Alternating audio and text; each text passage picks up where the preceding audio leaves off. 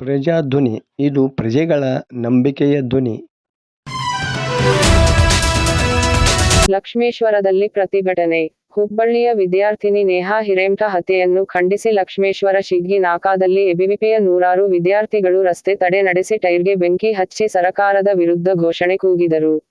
ನೂರಾರು ಸಂಖ್ಯೆಯಲ್ಲಿದ್ದ ವಿದ್ಯಾರ್ಥಿಗಳು ಹಾವಳಿ ಹನುಮಂತ ದೇವರ ದೇವಸ್ಥಾನದಿಂದ ಪ್ರತಿಭಟನಾ ಮೆರವಣಿಗೆ ಆರಂಭಿಸಿದರು.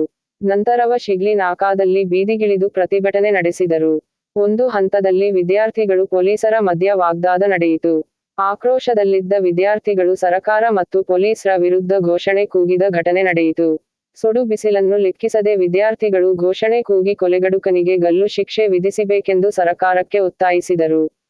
ಈ ಸಂದರ್ಭದಲ್ಲಿ ಮಾತನಾಡಿದ ರವಿ ನರೇಗಲ್ಲ ಮಾಂತೇಶ ಮಣಕವಾಡ ಮಾತನಾಡಿ ನೇಹಾ ಹತ್ಯೆ ಪ್ರಕರಣವನ್ನು ಮುಚ್ಚಿ ಹಾಕುವ ನಿಟ್ಟಿನಲ್ಲಿ ಹೆಜ್ಜೆ ಹಾಕುತ್ತಿದ್ದು ಈ ಪ್ರಕರಣವನ್ನು ಸಿಬಿಐಗೆ ಒಪ್ಪಿಸುವಂತೆ ಒತ್ತಾಯಿಸಿದರು. ಎಬಿವಿಪಿಯ ಪ್ರತಿಭಟನೆಯಿಂದಾಗಿ ಲಕ್ಷ್ಮೇಶ್ವರ ಹಾವೇರಿ ರಾಜ್ಯ ಹೆದ್ದಾರಿಯಲ್ಲಿ 1 ಗಂಟೆಗೂ ಹೆಚ್ಚು ಕಾಲ ರಸ್ತೆ ಸಂಚಾರ ಅಸ್ತವ್ಯಸ್ತಗೊಂಡಿತ್ತು. ನಂತರ ತಹಶೀಲ್ದಾರರ ವಾಸುದೇವ ಸ್ವಾಮಿಯವರಿಗೆ ಮನವಿ ಸಲ್ಲಿಸಿದರು. ಈ ಸಂದರ್ಭದಲ್ಲಿ ಬಸವರಾಜ ಅರಳಿ, ಬಸವರಾಜ ಚಕ್ರಸಾಲಿ, ಸೋಮಣ್ಣ ಉಪನಾಳ, ಮುತ್ತು ಕರ್ಜಕಣ್ಣವರ, ಚಂದ್ರು ಕುಂದಗೋಳ, ದಯಾನಂದ ಅಕ್ಕುರ, ಶಿವರಾಜ ಸಿಂಧನೂರ ಇದ್ದರು.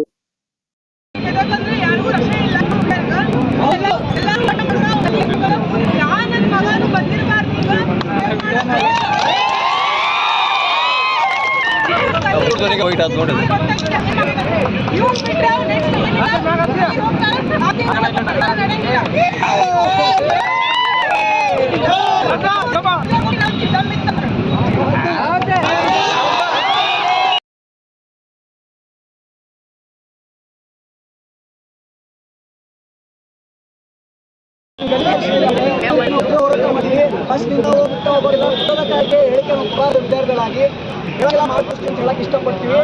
ಇಂಗ್ಲಿಷ್